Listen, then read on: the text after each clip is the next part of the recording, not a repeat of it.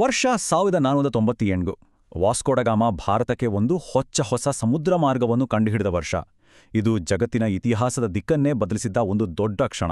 ಆದರೆ ಇಲ್ಲೊಂದು ಮುಖ್ಯವಾದ ಪ್ರಶ್ನೆ ಉದ್ಭವಿಸುತ್ತೆ. ಯಾಕಂದ್ರೆ ಭಾರತಕ್ಕೆ ಆಗಲೇ ಚಿಕ್ಕದಾದ ಸುಲಭವಾದ ದಾರಿಗಳಿದ್ವು. ಹಾಗಿದ್ಮೇಲೆ ಇಷ್ಟೊಂದು ಅಪಾಯಕಾರಿ ಸಾವಿರಾರು ಮೈಲಿಗಳ ಸುದೀರ್ಘ ಪಯಣವನ್ನು ಯಾಕೆ ಕೈಗೊಳ್ಳಬೇಕಿತ್ತು? ಬನ್ನಿ ಈ ಪ್ರಶ್ನೆ ಉತ್ತರವನ್ನು ಹುಡುಕೋಣ. ಇದರ ಹಿಂದೆ ಮಹತ್ವಾಕಾಂಕ್ಷೆ, ಪೈಪೋಟಿ ಮತ್ತು ಜಗತ್ತನ್ನೇ ಬದಲಿಸಿದ ಒಂದು ರೋಚಕ ಅನ್ವೇಷಣೆಯ ಕಥೆ ಇದೆ. ಒಮ್ಮೆ ಯೋಚಿಸಿ ನೋಡಿ. ಒಂದು ಕಡೆ ಮೆಡಿಟರೇನಿಯನ್ ಸಮುದ್ರ ದಾಟಿ ಭೂಮಾರ್ಗವಾಗಿ ಅಥವಾ ಕೆಂಪು ಸಮುದ್ರದ ಮೂಲಕ ಹೋಗಬಹುದಾದ ಸುರಕ್ಷಿತ, ಎಲ್ಲರಿಗೂ ಗೊತ್ತಿದ್ದ ದಾರಿಗಳು. ಇನ್ನೊಂದು ಕಡೆ ಆಫ್ರಿಕಾದ ಕರಾವಳಿಯುದ್ದಕ್ಕೂ ಬರೋಬ್ಬರಿ 24,000 ಮೈಲಿಗಳ ಪ್ರಯಾಣ. ದಾರಿಯಲ್ಲಿ ಭೀಕರ ಬಿರುಗಾಳಿಗಳು, ಅಪರಿಚಿತ ಸಾಗರ, ಎಲ್ಲಿಗೆ ಹೋಗಿ ಮುಟ್ಟುತ್ತೇವೆ ಅನ್ನೋ ಖಾತ್ರಿಯಿಲ್ಲ. ಇಷ್ಟೆಲ್ಲ ಅಪಾಯವನ್ನ ಮೈಮೇಲೆಳೆದುಕೊಂಡು ಯಾಕೆ ಆ ದೀರ್ಘ ಮಾರ್ಗವನ್ನೇ ಆಯ್ಕೆ ಮಾಡಿಕೊಳ್ಳಲಾಯಿತು?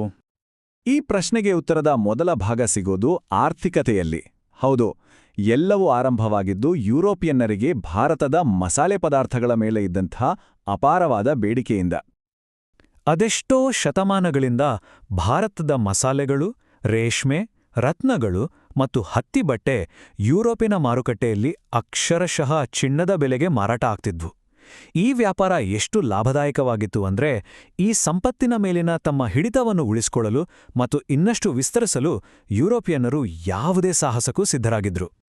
ನೋಡಿ, 15ನೇ ಶತಮಾನದಲ್ಲಿ ಯುರೋಪಿನಲ್ಲಿ ಕೆಲವು ಕುತೂಹಲಕಾರಿ ಬದಲಾವಣೆಗಳಾದವು. ಹೊಸ ಕೃಷಿ ಪದ್ಧತಿಗಳಿಂದಾಗಿ ಜಾನುವಾರುಗಳಿಗೆ ಹೆಚ್ಚು ಮೇವು ಸಿಗೋಕೆ ಶುರುವಾಯಿತು. ಇದರ ಪರಿಣಾಮ ಮಾಂಸದ ಉತ್ಪಾದನೆ ವಿಪರೀತವಾಗಿ ಹೆಚ್ಚಾಯಿತು. ಈಗ ಇಷ್ಟೊಂದು ಮಾಂಸವನ್ನು ಕೆಡದಂತೆ ಸಂರಕ್ಷಿಸಿಡಲು ಮತ್ತು ಅದನ್ನು ರುಚಿಕಟ್ಟಾಗಿ ಅಡಿಗೆ ಮಾಡಲು ಅವರಿಗೆ ಮೊದಲಿಗಿಂತಲೂ ಅದೆಷ್ಟೋ ಪಟ್ಟು ಹೆಚ್ಚು ಮಸಾಲೆಗಳ ಅವಶ್ಯಕತೆ ಬಿತ್ತು. ವ್ಯಾಪಾರ ಚೆನ್ನಾಗಿ ನಡೀತಿತ್ತು, ಬೇಡಿಕೆಯೂ ಹೆಚ್ಚಾಗಿತ್ತು. ಎಲ್ಲವೂ ಸರಿಯಾಗಿದ್ದಾಗ ಒಂದು ದೊಡ್ಡ ರಾಜಕೀಯ ಬಿಕ್ಕಟ್ಟು ಎದುರಾಯಿತು. ಇದೇ ಹೊಸ ಮಾರ್ಗವನ್ನು ಹುಡುಕಲು ಮುಖ್ಯ ಕಾರಣವಾದದ್ದು. ಆಗಿನ ಕಾಲದಲ್ಲಿ ಯುರೋಪಿಯನ್ನರು ಭಾರತಕ್ಕೆ ಬರಲು ಮುಖ್ಯವಾಗಿ 2 ಮಾರ್ಗಗಳನ್ನು ಅವಲಂಬಿಸಿದ್ರು. ಒಂದು ಇರಾಕ್, ಇರಾನ್ ಮೂಲಕ ಹಾದು ಹೋಗುವ ಭೂಮಾರ್ಗ. ಇನ್ನೊಂದು ಮೆಡಿಟರೇನಿಯನ್ ಹಾಗೂ ಕೆಂಪು ಸಮುದ್ರದ ಮೂಲಕ ಸಾಗುವ ಸಮುದ್ರ ಮಾರ್ಗ. ಈ 2 ದಾರಿಗಳು ಅವರಿಗೆ ಚೆನ್ನಾಗಿ ಗೊತ್ತಿತ್ತು. ಆದರೆ 1453ರಲ್ಲಿ ಎಲ್ಲವೂ ಬದಲಾಗಿ ಹೋಯಿತು. ಒಟ್ಟೋಮನ್ ಸಾಮ್ರಾಜ್ಯ ಕಾನ್ಸ್ಟಾಂಟಿನೋಪಲ್ ನಗರವನ್ನು ವಶಪಡಿಸಿಕೊಂಡಿತು. ಈ ಒಂದೇ ಒಂದು ಘಟನೆಯಿಂದ ಯುರೋಪಿನ ವ್ಯಾಪಾರದ ಜೀವನಾಡಿಯೇ ಒಟ್ಟೋಮನ್ಗಳ ಹಿಡಿತಕ್ಕೆ ಸಿಕ್ಕ ಹಾಗಾಯ್ತು. ಇಲ್ಲಿ ಮುಖ್ಯವಾದ ಅಂಶ ಅಂದ್ರೆ, ಒಟ್ಟೋಮನ್ ತುರ್ಕರು ಮತ್ತು ಯುರೋಪಿಯನ್ನರ ನಡುವೆ ತೀವ್ರ ಶತ್ರುತ್ವವಿತ್ತು. ಹಾಗಾಗಿ ಭಾರತಕ್ಕೆ ಹೋಗುವ ಹಳೆಯ ಸುಲಭವಾದ ವ್ಯಾಪಾರ ಮಾರ್ಗಗಳು ಯುರೋಪಿಯನ್ನರಿಗೆ ಸಂಪೂರ್ಣವಾಗಿ ಮುಚ್ಚಿಹೋದುವು. ಇದು ಒಂದು ಪರ್ಯಾಯ ಮಾರ್ಗವನ್ನು ಹುಡುಕಲೇಬೇಕಾದ ತುರ್ತು ಪರಿಸ್ಥಿತಿಯನ್ನು ಸೃಷ್ಟಿಸಿತು. ಹಾಗಿದ್ರೆ ಈಗ ಸಮಸ್ಯೆ ಏನಂತ ಗೊತ್ತಾಯಿತು. ಬನ್ನಿ ಇನ್ನು ಪರಿಹಾರದ ಹುಡುಕಾಟದ ಕಡೆಗೆ ಹೋಗೋಣ. ಇದು ಕೇವಲ ಒಂದು ಹುಡುಕಾಟವಾಗಿರಲಿಲ್ಲ, ಬದಲಿಗೆ 2 ಪ್ರಬಲ ದೇಶಗಳ ನಡುವಿನ ತೀವ್ರ ಪೈಪೋಟಿಯಾಗಿ ಮಾರ್ಪಟ್ಟಿತು. ಅದೃಷ್ಟವಶಾತ್ ಇದೇ ಸಮಯದಲ್ಲಿ ಅನ್ವೇಷಕರಿಗೆ ಹೊಸ ತಂತ್ರಜ್ಞಾನಗಳು ಸಹಾಯಕ್ಕೆ ಬಂದು. ನಾವಿಕರ ದಿಕ್ಸೂಚಿಯು ದಡ ಕಾಣದಿದ್ದರೂ ದಾರಿ ತಪ್ಪದಂತೆ ನೋಡ್ಕೊಂಡ್ರೆ ಆಸ್ಟ್ರೋಲೇಬ್ ಅನ್ನೋ ಉಪಕರಣ ಸಮುದ್ರದ ಮಧ್ಯೆ ತಾವು ಎಲ್ಲಿದ್ದೇವೆ ಅಂತ ನಿಖರವಾಗಿ ತಿಳಿದುಕೊಳ್ಳಲು ಸಹಾಯ ಮಾಡಿತು. ಇದರಿಂದ ದೀರ್ಘ ಸಮುದ್ರಯಾನ ಕೇವಲ ಅದೃಷ್ಟದ ಆಟವಾಗಿ ಉಳಿಯಲಿಲ್ಲ. ಈ ರೇಸ್ನಲ್ಲಿ 2 ಮುಖ್ಯ ಆಟಗಾರರಿದ್ರು, ಪೋರ್ಚುಗಲ್ ಮತ್ತು ಸ್ಪೇನ್. ಇಬ್ಬರ ತಂತ್ರಗಳು ಬೇರೆ ಬೇರೆ. ಪೋರ್ಚುಗಲ್ ಆಫ್ರಿಕಾವನ್ನು ದಕ್ಷಿಣದಿಂದ ಸುತ್ತುವರೆದು ಹೋಗುವ ದಾರಿಯ ಮೇಲೆ ಗಮನ ಹರಿಸಿದ್ರೆ, ಸ್ಪೇನ್ ಪಶ್ಚಿಮಕ್ಕೆ ಪ್ರಯಾಣಿಸಿ ಭಾರತವನ್ನು ತಲುಪುವ ಒಂದು ಹೊಸ ಅಪಾಯಕಾರಿ ಐಡಿಯಾವನ್ನು ಬೆಂಬಲಿಸಿತು. ಪೋರ್ಚುಗಲ್ನ ಈ ಮಹತ್ವಾಕಾಂಕ್ಷೆಯ ಹಿಂದೆ ಒಬ್ಬ ವ್ಯಕ್ತಿಯ ದೊಡ್ಡ ಕನಸಿತ್ತು, ಪ್ರಿನ್ಸ್ ಹೆನ್ರಿ ದಿ ನ್ಯಾವಿಗೇಟರ್. ಭಾರತಕ್ಕೆ ಸಮುದ್ರ ಮಾರ್ಗ ಕಂಡುಹಿಡಿಯೋದು ಅವರಿಗೊಂದು ರೀತಿ ಗೀಳಾಗಿತ್ತು. ಇದಕ್ಕಾಗಿಯೇ ಅವರು ತಮ್ಮ ಕಾಲದ ಅತ್ಯುತ್ತಮ ನಕ್ಷೆಗಾರರು, ಖಗೋಳಶಾಸ್ತ್ರಜ್ಞರು ಮತ್ತು ನಾವಿಕರನ್ನು ಒಟ್ಟುಗೂಡಿಸಿ ಒಂದು ದೊಡ್ಡ ನೌಕಾಯಾನದ ಶಾಲೆಯನ್ನೇ ಸ್ಥಾಪಿಸಿದ್ರು. ಮುಂದೇನಾಯ್ತು ಅನ್ನೋದಿದೆಯಲ್ಲ, ಅದು ನಿಜಕ್ಕೂ ಇಡೀ ಜಗತ್ತಿನ ಇತಿಹಾಸವನ್ನೇ ನಾಟಕೀಯವಾಗಿ ಬದಲಾಯಿಸಿಬಿಡ್ತು. ಕೆಲವು ಪ್ರಮುಖ ಪ್ರಗತಿಗಳು ಜೊತೆಗೆ ಕೆಲವು ಆಕಸ್ಮಿಕ ಅನ್ವೇಷಣೆಗಳು ನಡೆದವು. ಪೋರ್ಚುಗಲ್ನ ಈ ಹುಡುಕಾಟಕ್ಕೆ ಮೊದಲ ದೊಡ್ಡ ಬ್ರೇಕ್ ಸಿಕ್ಕಿದ್ದೇ ಒಂದು ಆಕಸ್ಮಿಕದಿಂದ. ಬಾರ್ತೊಲೋಮಿಯೋ ಡಯಾಸ್ ಅನ್ನೋ ನಾವಿಕ ಬಿರುಗಾಳಿಗೆ ಸಿಲ್ಕಿ ದಾರಿ ತಪ್ಪಿದ್ದ. ಕೊನೆಗೆ ಬಿರುಗಾಳಿ ನಿಂತಮೇಲೆ ನೋಡಿದಾಗ ತಾನು ಆಕಸ್ಮಿಕವಾಗಿ ಆಫ್ರಿಕಾದ ದಕ್ಷಿಣ ತುದಿಯನ್ನೇ ದಾಟಿದ್ದೇನೆ ಅಂತ ಅವರಿಗೆ ಗೊತ್ತಾಯಿತು.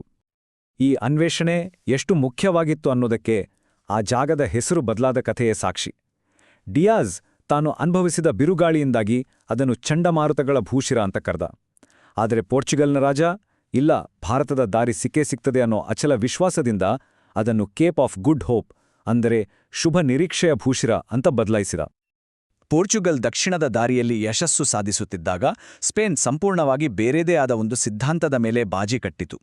ಭೂಮಿ ದುಂಡಗಿದೆ, ಹಾಗಾಗಿ ಪೂರ್ವಕ್ಕೆ ಹೋಗುವ ಬದಲು ಪಶ್ಚಿಮಕ್ಕೆ ಪ್ರಯಾಣಿಸಿದ್ರೂ ಭಾರತವನ್ನು ತಲುಪಬಹುದು ಅನ್ನೋದು ಕೊಲಂಬಸ್ನ ಕ್ರಾಂತಿಕಾರಿ ವಾದವಾಗಿತ್ತು. ಮತ್ತು 1492ರಲ್ಲಿ ಕೊಲಂಬಸ್ ಅಮೆರಿಕವನ್ನ ತಲುಪಿದ. ಅದೊಂದು ಹೊಸ ಜಗತ್ತು ಅನ್ನೋದು ಅವನಿಗೆ ಗೊತ್ತಿರಲಿಲ್ಲ. ತಾನು ಭಾರತವನ್ನೇ ತಲುಪಿದ್ದೇನೆ ಅಂತ ಆತ ತಪ್ಪಾಗಿ ಭಾವಿಸಿದ್ದ. ಈ ಹೊಸ ಆವಿಷ್ಕಾರಗಳಿಂದ ಸ್ಪೇನ್ ಮತ್ತು ಪೋರ್ಚುಗಲ್ ನಡುವೆ ಸಂಘರ್ಷ ಶುರುವಾಯಿತು. ವಿಷಯ ಇಲ್ಲಿ ಬಂತು ಅಂದ್ರೆ ಜಗಳ ಆಗಬಾರ್ದು ಅಂತ ಇಡೀ ಜಗತ್ತನ್ನೇ ಒಂದು ಕಾಲ್ಪನಿಕ ಗೆರೆಯಿಂದ ಇಬ್ಬಾಗ ಮಾಡಿಕೊಂಡ್ರು. ಈ ಒಪ್ಪಂದದ ಪ್ರಕಾರ ಗೆರೆಯ ಒಂದು ಬದಿಯ ಹೊಸ ಭೂಮಿ ಸ್ಪೇನ್ಗೆ, ಇನ್ನೊಂದು ಬದಿಯದು ಪೋರ್ಚುಗಲ್ಗೆ ಸೇರಿತು. ಈಗ ನಾವು ದಶಕಗಳ ಕಾಲದ ಈ ಅನ್ವೇಷಣೆಯ ಅಂತಿಮ ಅಂದ್ರೆ ಕ್ಲೈಮ್ಯಾಕ್ಸ್ ಅಧ್ಯಾಯಕ್ಕೆ ಬಂದಿದ್ದೇವೆ. ವಾಸ್ಕೋ ಡ ಗಾಮಾ ಒಬ್ಬ ಬುದ್ಧಿವಂತ. ಅವನು ತನ್ನ ಹಿಂದಿನ ಪರಿಶೋಧಕರ ಜ್ಞಾನವನ್ನ ಬಳಸಿಕೊಂಡ.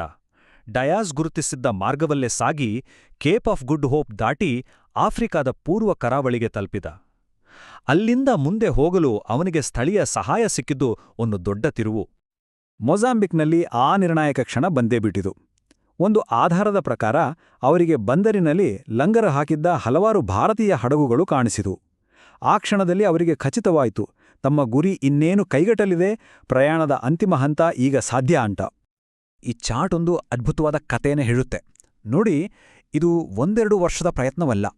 ಪ್ರಿನ್ಸ್ ಹೆನ್ರಿ ಈ ಕನಸನ್ನು ಕಾಣಲು ಶುರು ಮಾಡಿದ್ರಿಂದ ಹಿಡಿದು ವಾಸ್ಕೋ ಡ ಗಾಮಾ ಅದನ್ನು ನನಸಾಗಿಸುವವರೆಗೆ ಬರೋಬ್ಬರಿ 80 ವರ್ಷಗಳೇ ಹಿಡಿದವು. ಇದು 3 ತಲೆಮಾರುಗಳ ನಿರಂತರ ಪ್ರಯತ್ನದ ಫಲ. ಕೊನೆಗೂ ಯುರೋಪಿಯನ್ನರು ತಮ್ಮ ಗುರಿಯನ್ನು ಸಾಧಿಸಿದ್ರು. ಭಾರತಕ್ಕೆ ಸಮುದ್ರ ಮಾರ್ಗ ತೆರೆದಿತ್ತು. ಆದರೆ ಈ ಐತಿಹಾಸಿಕ ಸಾಧನೆ 2 ದೇಶಗಳ ನಡುವೆ ಸಮಾನ ವ್ಯಾಪಾರದ ಒಂದು ಹೊಸ ಯುಗಕ್ಕೆ ನಾಂದಿ ಹಾಡಿತಾ ಅಥವಾ ಒಂದು ದೊಡ್ಡ ಸಾಮ್ರಾಜ್ಯದ ಅಡಿಪಾಯ ಹಾಕಿತಾ? ಇದು ಇತಿಹಾಸದ ಒಂದು ಪ್ರಮುಖ ತಿರುವು. ಇದರ ಪರಿಣಾಮಗಳು ಇವತ್ತಿಗೂ ಚರ್ಚೆ ಆಗುತ್ತಲೇ ಇವೆ.